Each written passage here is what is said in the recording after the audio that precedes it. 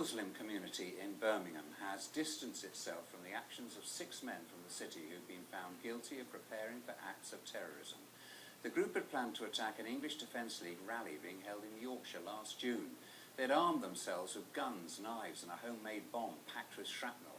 But today community and faith groups came together to say their actions did not represent the spirit of Islam, and they condemned violence and extremism in all its forms. More now from our special correspondent Peter Wilson.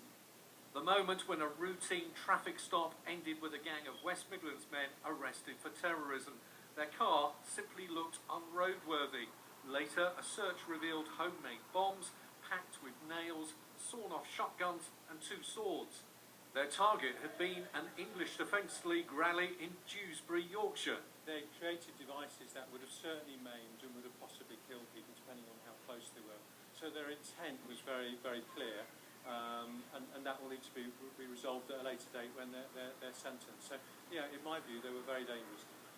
Today's was the latest in a series of terrorism cases involving men from Birmingham. 3 men were sentenced last week for planning a suicide bombing campaign. It's disappointing that Birmingham is on the front page of the news for all the wrong reasons again. I personally don't agree with the EDL, but I would never wish upon any harm on those particular individuals. Birmingham's community totally condemns the activities of these 6 individuals and the terror plot that they were planning. This afternoon, a coalition of Muslim organisations added their condemnation. We condemn anyone who thinks violence is an acceptable response to provocation. There is no place for violence or provocation, no matter what views others may hold. This then was a case of the police getting lucky, the sharp-eyed actions of a traffic officer leading to the arrest of these men.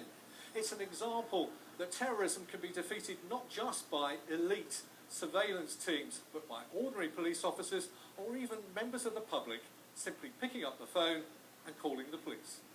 Peter Wilson for BBC Midlands Today, Birmingham.